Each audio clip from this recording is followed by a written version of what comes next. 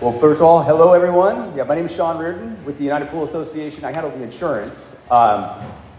It's good they timed it this way. Right after lunch, people are in a stupor. Insurance tends to not draw the biggest crowds, but it's actually one of the most important topics to really kind of get into, especially with running a business. I mean, candidly, you guys are taking on a lot of stuff that is potential liabilities that can really kind of change really the overall business strategy you have, financial consequences that come up. Fortunately, there's insurance for this, and there's a lot of things kind of to get into, but I do want to quickly introduce myself. My background, I've worked for multiple insurance companies, so I used to work what's called the underwriting side. A lot of the policies for Hartford, Chubb, CNA, I had basically helped as far as create certain programs for them. After that, became a broker and handled various accounts such as the United Pool Association. Now, the United Pool Association, just to give everybody a quick overview for a lot of familiar faces, you're probably familiar, most people here, it's a trade association. We are basically geared to providing insurance, among other things. Really, it's basically large numbers, right? It's people coming together in the same area to try and benefit collectively. And we've done that with our insurance program. We do it with manufacturers. There's a lot of benefit to joining a trade association like this. And of course, the camaraderie. I mean, we've got two different formats, where it's a chapter format, or even if you're just there for the insurance, there's two lanes to kind of go through. The good thing is, if you're new to the business, there's a lot of mentorship available. A lot of things you can learn from your peers, and beyond that, there's a lot of benefits financially to where you're getting buy deals, stuff along those lines with the various members of your chapter. Okay, so insurance. So insurance companies, the one thing I will say is they're very creative on how to take your money. So there's a lot of new exposures that come in, and insurance companies are quick to kind of figure out a way to basically help you shift that risk. And it gets really, people insure, you can get alien abduction insurance, believe it or not.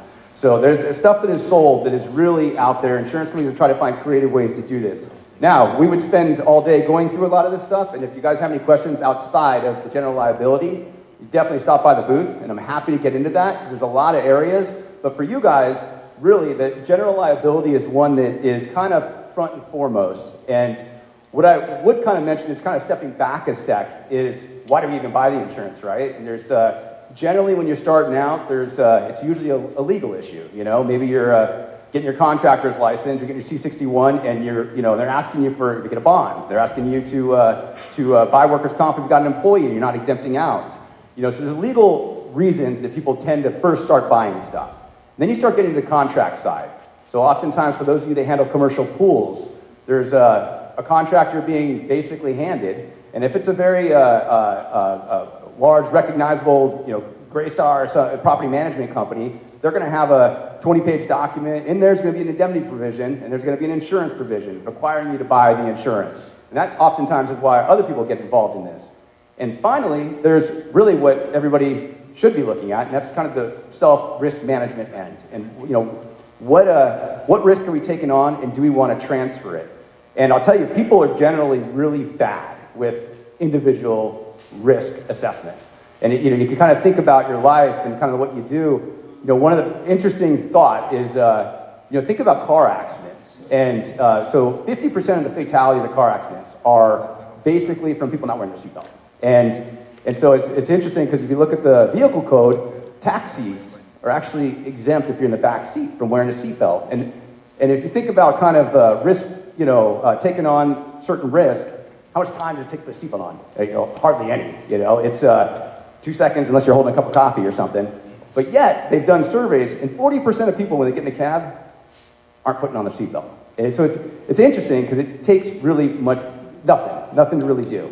And so back to kind of what we're talking about here, general liability insurance now for in the pool, in the service industry, is actually really affordable. And so it's, for those of you in the room, and this is a rhetorical question, but hopefully you all are buying general liability insurance. But for those of you who are not, pay a lot of attention to this, because I think by the end, hopefully this will make a lot of sense.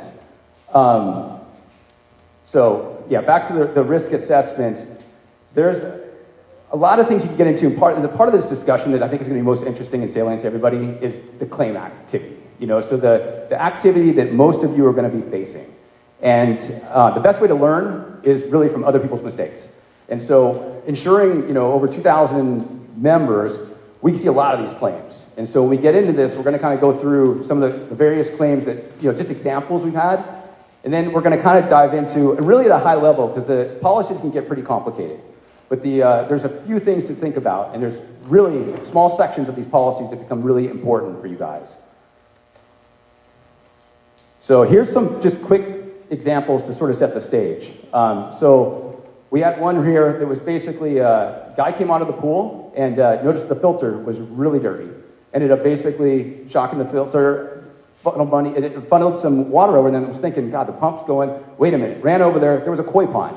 So it was actually the wrong point. He ended up realizing it really quickly, pulled the koi fish out, 26 of them, and threw in a bucket, called the homeowner. The guy who handles the pond basically told him, hey, look, it's probably not going to, and of course, this was the end result. This ended up being not as expensive as I kind of thought it would, because generally koi fish can be pretty pricey. How much was it? Yeah, so this actually ended up being about $4,000. So it was expensive, but it was, when you start thinking about some of the kois that can run like $800 to $1,000 a piece, it was... Probably 100,000. It could be, yeah, actually, yeah. For one fish. For one. So this was it was a lot cheaper than we kind of thought. So this was interesting for those of you that have service people. So we had a pool where he had his tech out there, and the tech had ended up accidentally hitting the glass decorative section here that's circled. It actually shattered it, and so they ended up with glass in the pool. Somebody had cut their foot in the pool, couldn't figure out how this glass had got in there, so the homeowner had a Ring camera, and so of course was able to trace back, realized that the pool tech had actually bumped this, and caused the glass to come there. It didn't say anything, so obviously there was a performance issue there, but it's an issue where we ended up with a bodily injury claim. We also ended up with a property damage claim. The bodily injury wasn't as bad as it could have been, so that ended up being about $6,000, but and the decorative was a little under $1,000. So this is a very common one. This is one of the things that risk management-wise is water chemistry. And so one of the most common areas that we're seeing is heat exchanger damage. So people not running the water chemistry appropriately, and it ultimately ends up blowing the heat exchanger. So we tend to see probably, this is probably our most common claim. And so managing the water of the LSI, we try to educate as best we can. But the reality is this is a big issue, especially on the training side. So a lot of our guys who are hiring techs, just overlooking some of the basics. And so this is a very common claim. It typically ends about $3,500 to $5,000. These heat exchanger claims. And one thing again to kind of have in your head is that without insurance, they're coming to you for this stuff. So, and I know the dollars we're talking about seem not overly bad, but they can get bad, and I'll get to that. So deck damage, this is one that we see commonly too, and this is about basically walking, not realizing that you're dripping muriatic acid, and or in this case, he didn't. He just unfortunately fumbled it, spilled on the deck, and he ended up with stained concrete. This could be a pretty pricey fix, and of course, it never ends the way that you're looking. That concrete never matches perfectly, and so wild guess what happens. So in a lot of these claims, what happens? You think to the pool service person? They end up losing the job, right? I mean, most of the time, our service people get fired when they end up with these claims, and it's just a reality. So if it's a good pool, if it's a bad pool, then hey, maybe no harm, no foul. But most of these, they're very upset that they're losing the account. So another thing to kind of think in the back of your head there. So this comes up, and we've seen, everybody sees these because they tend to get into the news. So there's obviously a lot of risk with pools, and so as you being the service person going into those pools, it puts you as a proximate cause to things that could happen. And even if you're not ultimately responsible, you're in the line of sight. So, you think about these commercial pools where, you guys have probably heard like some various situations where fatalities have occurred. Health department gets out there, you are, if you have a contract with a commercial pool, you're possibly indemnifying that pool. You're possibly having to provide a defense to the property management company, the owner. And you might not be doing anything wrong. And when they come out there and they're looking for depth markers, they're looking for various things, you're looked at as really the professional. And so there's an exposure there that can be rather significant. And again, another reason on the general liability insurance to really kind of make sure you're covering yourself, your business, candidly. And this is one of the big ones that really kind of aggravates everybody when it happens. And it's one of those claim situations that is 100% avoidable. It's the water damage, and it's the situations where you're adding water to a pool, or maybe you're draining the pool, and and things are overlooked. And there's always that old kind of thing about adding the water to the pool, right? You leave your keys on the hose bib or whatnot, and of course, you got an extra set of keys under the wheel well or something, and you forget, oh, I left the hose on. This was a situation where it was a second home, and they had the water basically from the hose, but the way the grade was, it was running, there was a retaining wall that ultimately gave out, and the homeowners were gone this thing ran for over a week, and it just was basically feeding, and there was a landslide that ended up into the tennis court. This was a little under $100,000, and again, a residential pool, and this is also something really important, is people tend to think, hey, they're homeowners. It's not, I'm not going to have any problems. It's the commercial pool guys that always have the problems. And that can't be farther from the truth. Over 90% of our claims come from homeowners. So they're the biggest ones that are filing claims. Now, the commercial pools tend to be bigger claims, with that being said. But however, the residential ones are big claim filers. Okay. So general liability, we're going to keep this simplified because everybody will go to sleep otherwise. But there's basically 3 main coverage sections. The first one's the important one. This is the one that 99.9% of the time is going to be where you're filing the claim. And that's property damage, bodily injury. Two big things that the insurance company is doing for you, and this question comes up a lot. They've got a strong duty to defend you, and then they have the duty to pay whatever you're ultimately legally liable for, so indemnify you. Now, the defense thing is probably the most important element to the policy, and we'll get into the limits on the next slide, but this is the area where if something happens, your homeowner, your commercial pool, either as far as serving you a summons, down to just basically sending you a text saying, hey, you left the water on, you flooded my house, you need to do something. This is where you get the insurance involved. The insurance steps in your shoes. So all the way from the beginning to the end. And so hypothetically, and this question comes up a lot. So, hey, they're defending me, Sean. So I filed the claim, it's going, but the insurance company then makes the decision and says, hey, you actually weren't liable. We're going to deny the claim. And so the claim can get denied in these situations where the insurance company comes to the conclusion that, no, you weren't ultimately liable for this. And then what will happen is sometimes the claimant will actually go, well, hey, I don't care what your insurance company says, I'm still going to come after you. And so the question that always comes up is like, what happens if I get sued after that? The insurance company reopens and they go through this and they go through the legal process. So if it's small claims court, obviously they can't represent you in small claims court. You would have to, be there as the person with most knowledge. However, if you're ultimately responsible to pay anything on the indemnification side, they pay that. So the insurance rides with you all the way through that claim. So the bodily injury, property damage, I would say is the most important. Now, personal and advertising injury warrants a little bit of a discussion just for more of the larger pool operations. So what this is really covering is what's called intentional torts. And, these are basically situations where if you think about the main ones, it's like false arrest, wrongful detention, libel, slander are certain areas too that can come into play. This rarely, if ever, happens in your guys' industry. Where it can hit is on the advertising injury side. And this is a situation where if you, one of the only things I've seen in the pool service industry is somebody basically copied somebody else's advertisement. And they had basically a tagline. And really what happens in these situations, the majority of the time, is you get issued a temporary restraining order to basically change your stuff and stop doing it. However, if ever this got to a larger financial consequence, that's when this coverage would kick in. But again, it's not something you guys are probably going to see ever in your life. The final one is the medical payments, and this is just simply what they call goodwill insurance. You see this on your auto policy. So there's a small limit that these policies all provide.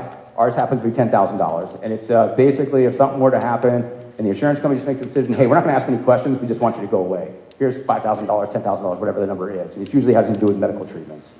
Again, takeaway, the first one is the big bucket that most of this stuff applies to. Now, the limits, and I don't, not to put everybody to sleep, but these are very important to kind of pay attention to, especially if you're signing contracts. And so when you're signing contracts, a lot of times the attorneys are drafting this and they're requesting certain limits to be on your policy. The general aggregate limit, this is the kind of the big overall limit. So you can have a certain amount of claims, and once you cap at that 2 million, once you kind of breach that, once you hit that point, the insurance valve shuts off. So your 2 million is basically a multiple amount of claims you can have. Now, one thing worth mentioning is I mentioned earlier the defense, and so the defense actually operates outside of that limit, which is nice. Again, in the larger situations where you end up in those kind of, again, back to those fatality things, or really kind of larger personal injury, maybe multiple people are injured. Say you're handling a hotel pool or something, where things can happen like that, and there's multiple attorneys involved. The defense can become extremely important in those situations. The product's completed operations is it's a specific coverage element to where when you are, say, putting in a heater, you finish the job is completed. This limit rides on top of that. So the completed operations that were done, that's where this bucket sticks in. Similar to that general aggregate will work, you have that limit as a high point, a cap. Personal advertising injury, we talked earlier. The occurrence limit is one that is actually, back to the contracts, is something that comes up a lot. So a lot of these commercial accounts are pushing for higher occurrence limits. These are the per claim, or they call it per occurrence on this form, limit. So you can have one claim that can go up to that $1 million, and that's when the policy for that claim stops paying. Again, back to the general aggregate, you can have multiple of those occurrences that can go up to the 2 million. That occurrence limit has become very expensive to get in this insurance climate. So, in those situations, we get a lot of service techs that are taking on a commercial pool and they request a higher limit. And one of the best advice I can give is just check with your insurance broker. If it's me, check with me what that cost would run to. Because when you're bidding that job, the insurance can throw your math out of line.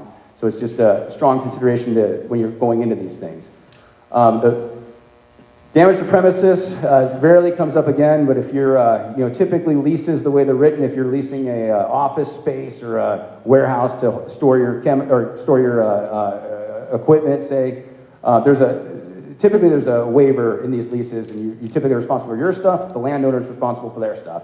But these policies provide a limit in the event that you're kind of brought into it. $100,000 is on the higher end. This tends to be down to $50,000 sometimes. And again, the medical expense limit, which you talked earlier, which is basically the goodwill insurance. Okay, so why do people tend to buy in these programs? So there's various associations out there, and we have basically geared these policies to specifically address what you guys are exposed to. And so if you think about pool service, one of the major things you're touching are the chemicals. And what general liability policies have done, so back in '86, there were a lot of changes that occurred, and pollution has always been a big issue. And so, and the way that insurance companies were thinking, they were getting hit for a lot of large sort of issues where, think of oil spills, those kind of things that were basically causing massive financial responsibilities for insurance companies.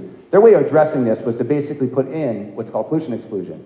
And if you read that, and the reason I put this up there was to show you how insanely broad this wording is, right? I mean, bodily injury to property damage arising out of the actual, alleged, or threatened discharge, dispersal, seepage, migration. I mean, that captures basically almost anything. And then when you look at the definition of pollutants, it's also very broad. So it doesn't take a rocket scientist to figure out, look, my general liability policy isn't going to cover very much if I'm a pool service person. So one of the things that you guys should be asking when you guys are looking for a general liability policy is, what are they doing about this exclusion? And that's why buying sometimes alpha, independent brokers selling stuff for retail stores might not be a good fit. And so there's a lot of high quality associations, the United Pool Association being one that has tailored that policy around that. So we've modified that to pick up the situations. You think about venting a heater, for example, maybe you didn't quite finish the job, and now you've got carbon monoxide. Maybe there's a condo unit above. Of course, they shut it off, pull the plug, but maybe they didn't tag it right, maybe they didn't pull the fuse, and somebody comes over and goes, hey, this is off, let's turn it back on. And we had this happen probably about 5 or 6 years ago. Fortunately, the woman didn't have serious injuries, but she did get carbon monoxide. We had a legal claim for carbon monoxide poisoning. Think about the water damage claims, just simply to the the alleged plaster, to the etched heater before, all of this is chemical related. And so that's where the importance of kind of modifying this is. Couple other exclusions that all insurance policies have, and I put this in here just to kind of highlight a couple things. So auto obviously is covered on an auto policy. Now, what you guys are also doing is you're trucking around chemicals in the back of your truck. And so, not often, thankfully, but you will see sometimes on the side of the road, there's chemicals on the ground. They've got the CHP there. They've got a guy dressed in a bunny suit moving the chemicals off the road, a hazmat crew. And so one of the things that we do as well, is to basically ensure that there's coverage for those situations. Because your auto policy is not going to do it. And most policies are not going to provide this sort of protection. And so we've kind of modified ours. The big thing too, I will say about the auto, is this is probably your biggest exposure. And so I know this is about general liability, but I will say that this is probably one thing to kind of pay close attention to is, number one, the limits, right? So California has had the same limit requirement since 1967. And I'm going to butcher this because we don't, it's like $15,000 for bodily injury, $30,000 for total, and then, and you can imagine, right? And then $10,000, I believe, for the property damage side. Now you bump into a Tesla nowadays, you can imagine the accidents that come up. So the state of California, January 1st, just revised it. So they actually doubled it. So now it's basically 30 and 60,000. However, that's been since 1967. So it's still grossly underinsured. One accident, you think about this, one accident if you're buying the minimum limits is you're going to blow through that in a heartbeat. And so one thing I would consider is your personal auto policy, generally speaking, is covering this, what you guys are doing. Now, there are kickouts. So if you're driving a certain vehicle, if you got a policy that's basically specifically trying to carve stuff out, but generally speaking, the Geicos of the world you're going to be fine. However, the limits are where you got a question. Is the limit appropriate? And the commercial policy stepping up, now you're at that $1 million point, is a strong consideration because, again, the auto, we see these accidents all the time. We had one not too long ago where, sadly, it was a fatality. They came to us saying, hey, can we use our policy? And of course, it's a general liability policy, so no, it's specifically excluded. However, their auto policy was, the insufficient limits, things that we had talked about earlier. Now, one other thing I want to point out with the auto, too, is for those of you that have either employees or independent contractors.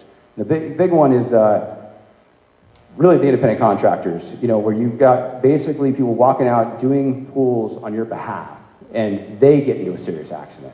Now, you can imagine what would happen is, somebody gets in a serious accident like that, they're going to automatically first go to the driver, but it's not going to take too much figuring, especially if attorneys get involved, to go, who is that guy actually doing work for? And so now you've got a potential situation where you're being brought into an action that your independent contractor or employee, candidly, was involved with. So there's a vicarious liability element to this that you have an exposure to. Another reason for that commercial auto policy is to ensure that what's called non-owned auto liability is covered. And so that's something to, again, strongly consider. It's more expensive than a personal auto policy. However, this is a big deal. I mean, especially if you're running a healthy business. And I should have mentioned this earlier too, right? This is all risk management in the sense of cost reward, right? I mean, cost exposure, how much you're willing to shift. And, the longer you've been doing this, the more money you make, the more assets you have, the more important this becomes. And so I'll leave it at that on the auto. Workers' compensation, this is one that comes up a lot. People ask, hey, my employee is injured, I'm injured. Is that covered under general liability policy? No, the answer is that's not. And so either health insurance or you're looking for workers' compensation insurance. And the reason that policies do this type of exclusion is to make sure that, hey, it's covered in the right place. And so that's where that is. Now, specifically to this, and it's rather ironic, but most general policies don't have specific exclusions for things like Legionnaires or stuff like that. These are stuff that kind of gets modified because a lot of insurance companies go, hey, I don't really want to take on, if you're handling the Marriott, the chance of something like this happening. So these are questions to kind of ask, if you're buying from us, ask me. If you're buying from somebody else, ask, are there any exclusions I need to be aware of for my business? Because this is something that you need to get answers to. Again, Legionnaires is something that could happen, especially coverages, right? You guys those of you involved in these things, back to that pollution exclusion, basically all of these would have been excluded on a standard policy. However, a lot of these pool-specific policies provide special limits for this stuff. For example, we have we have the same policy limit for acid wash. Pool pop coverage, we have the same policy limit for that, so we don't limit these pool pop type deals. And of course, the hazmat, we have a $50,000 limit, which is showing up here. Okay, so limiting your risk, right? This is a little outside of insurance, but this is more about probably a lot of you that are sitting in this room take what you're doing seriously. A lot of people that, there's a lot of people out there that don't. And so there's a lot of things that we just try to educate our members on doing. Don't add water. And fortunately, that trend seems to be going well. So it used to be a time where you were just expected to, almost fetch coffee for the homeowner. And it's, like, hey, add water to my pool, all these things. And this is something that I think people are getting used to. And of course, nowadays, everybody's got this, it's almost like a PTSD when you talk about insurance, because it's been such a terrible climate. So homeowners insurance is impossible. Auto insurance is ridiculously expensive. Everybody is aware that insurance is challenging right now. And so your homeowners are aware of that. And so it's kind of one of those things to kind of keep in the back of your mind. They're used to paying more. And this is probably a side tangent just popped in my head. But, as you're looking at, like, your own overhead, this is a time probably where they're used to getting hit for various things. So looking at your own cost structure going, hey, maybe I should try to get a 5%, increase. We've got, tariff stuff going on. We've got a lot of things happening to where it might actually be a good time to talk to the homeowner about, needed raised prices. Draining the pool, this is one that is really, this happens we get a lot of claims in these situations where, obviously different cities, counties have different requirements. So some you can drain out, some you've got to put it through a P-trap. The ones we see the problem with the most are where our guy is basically draining into the trap. And what ultimately will happen is he'll leave after, 5 minutes, 10 minutes. Nobody's there. Nobody knows how to shut the pump off. And the next thing you know, that's finding its path of least resistance because the drain's compromised. And, and if you think about it, should it be the pool service technician's responsibility to A, find the clean out, B, you don't know anything about the plumbing underneath there, so there's a huge exposure taking on where you're the one putting that drain, you're putting that hose into the trap and running it. And so what we just try to recommend, one of the things we provide is, we try to get our guys to put a waiver on there to ensure, hey, get the homeowner aware of the potential. Educate the homeowner. The best practices I've seen is where they tell the homeowner, hey, this is how you turn the pump on, this is how you turn it off. Where do you want me to put this hose? Have the homeowner direct you to put it there because you don't know anything about the plumbing, and have them turn the pump on, and then have them there to watch it. Again, nothing's 100% foolproof. You can file a lawsuit for anything, and so that aside though, trying to limit that risk as much as possible, and the waiver. And we have one on our UPA website. So if you go there, it's actually a pretty comprehensive waiver. I'm not a lawyer, but it's something better to have something than nothing. And so that's one of the big ones I would be concerned about is the flooding a house in those situations. Water chemistry, this is a big one. We really stress this. I know some of our other associations try to stress this, but the big thing with the water chemistry is just being educated. You guys are the professionals, and it'll avoid, obviously it'll keep a customer long term, and we're not going to have heat exchange blowing out. Big thing with the pool etches, we see those all the time where it's basically a situation where, hey, the service guy's there, you're the one touching the pool once a week, and so they just point the finger directly at you, and it might not even be you. It might have been a plaster issue, a finishing issue, who knows? But it's something to keep in mind. And then documentation, this is a big one. This is maintain the records. Now that we've got software companies that have things that make it really easy. Emailing your, having the software email it to your client what you did, keeps track of the chemicals. But the big thing for the insurance side is it helps with the claims. Because a lot of times these claims happen, I'm like, I don't know, I was there, I don't remember, I haven't been monitoring the water chemistry, I don't have the records, or they just say, hey, I've been monitoring it, what does that mean? So a lot of these things that can come up to where if you have the documentation, it's excellent. And then finally, the other two, again, reviewing a pool prior to taking it on. And I know we're running out of time here. I didn't expect this to go long. I'll leave this up here. And just, these are other claims, just examples. And we have, over the years, hundreds of these things as kind of examples. But I hope what this does, though, is just kind of brings to the forefront of like what could come up for those of you that never had a claim before. And one of the things worth mentioning is 85% of the pool technicians out there have not had a claim. So it's not unusual to not have a claim. It's just when it happens, you want to have the right protection in place. I'll basically pause there. I think there are a couple more slides, but I want to see if there's any questions. Okay. Anybody have any questions so far? Please, Mike. On the aggregate, for the 2 million, is that over a time period? No, it's a good question. It's over a policy period. So yeah, it's a very good question. So these policies tend to be written annually. So you have an annual aggregate that is basically in place, and so you're going to renew your policy every year. So it's basically now if your limits change, for example, though, you could buy a higher limit the following policy year or something along those lines. But yeah, that's a good question, Mike. I've been doing this for 35 years, and I've never seen anybody get close to the $2 million aggregate. Everyone's going, man, if you're causing $2 million for the claims a year, get out of the business. You don't know what you're doing. This is a really good point. So yeah, if you ever get to that aggregate, you're probably not going to find insurance, or you will, and it'll be very expensive. I know in UPA, we'll probably run you out. Yeah. Yes. And that's a really good point too. Thank you, Steve. We're all in the same boat, so we're all, these limits that are up here. One of the things that comes up in these associations, and they all get asked the same question is, well, wait a minute, am I sharing these limits with every member here? The answer is no. No, these policies now everybody has their own individual limits, but we're all connected, right? So, if one guy causes a $1 million or $2 million claims, we're all going to suffer, because it's going to have implications on that policy. Okay, let's see. So you're saying kill him before he causes? Yes. Okay. So here's just a little bit about the UPA. The good news I will say is pricing is always a question. We've had basically 3 years of the same price. A lot of this has to do with collectively the members' attention to basically handling stuff in a professional manner. We run a very healthy insurance policy, $59 for when you're actually in a chapter, and then we have also that other one I had mentioned, it's $64 for the virtual chapter, what we call it, but those are the ones that are out on their own, not attending meetings. We do try to funnel to our virtual members, educational stuff, but again, we try to emphasize the chapter format because there's a lot of things that can go along with working with your peers. Especially back to what I was saying earlier about learning from other people's mistakes. And that's the end.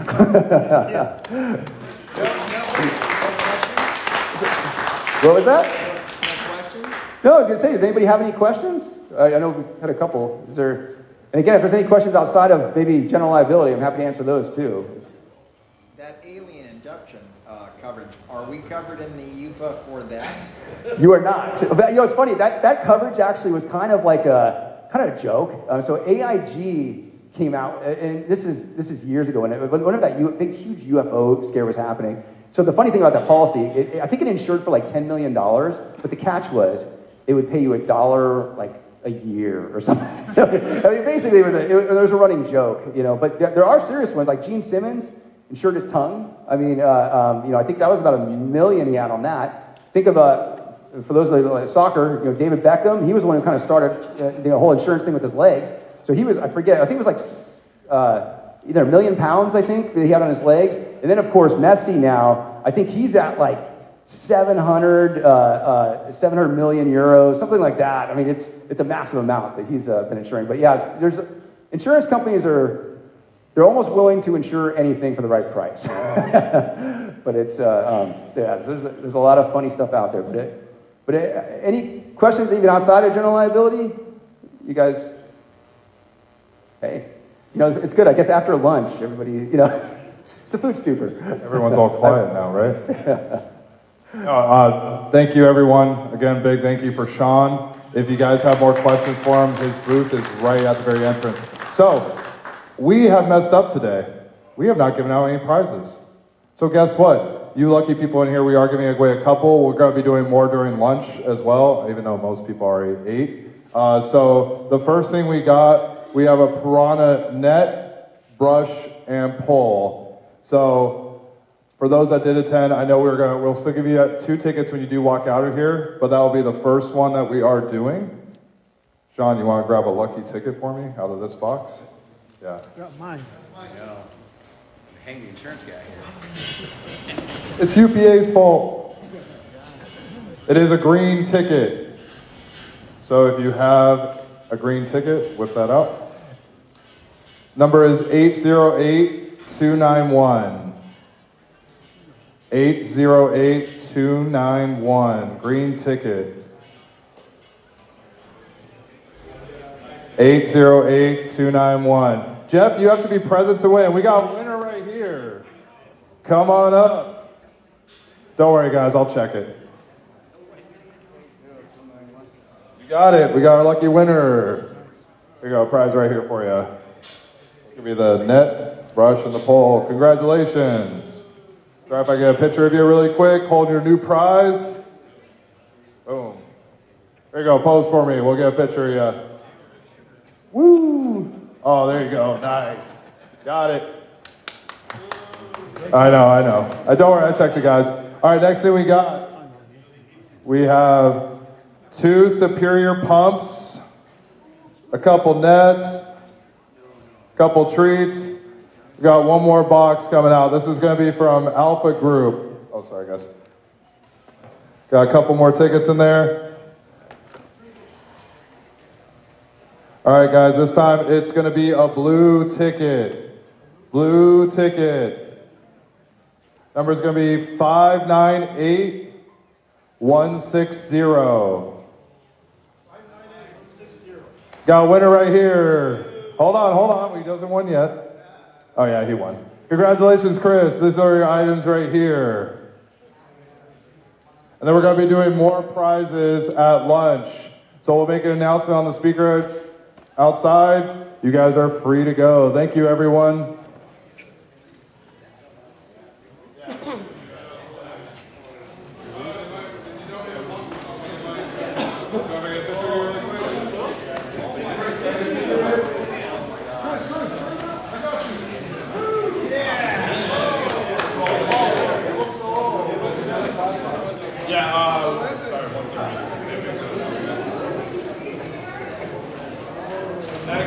Next class is at 1:30. 1:30 is our next class. Thank you.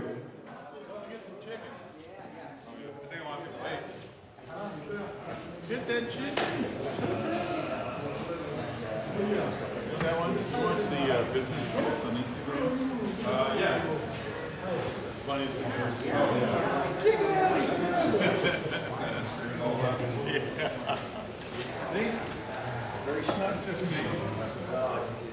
Did I get that right? Alien abduction cover? Yes, I was gonna get some of that. So if I call my wife and say, hey, I got abducted. Now, somebody could make a claim on that if ICE picked him up these days. That's right. right. You know, it's like, hey, I'm an alien, and I've been, they abducted me and sent me back to wherever I came from. It's like, they better be careful. They could have a claim on that one.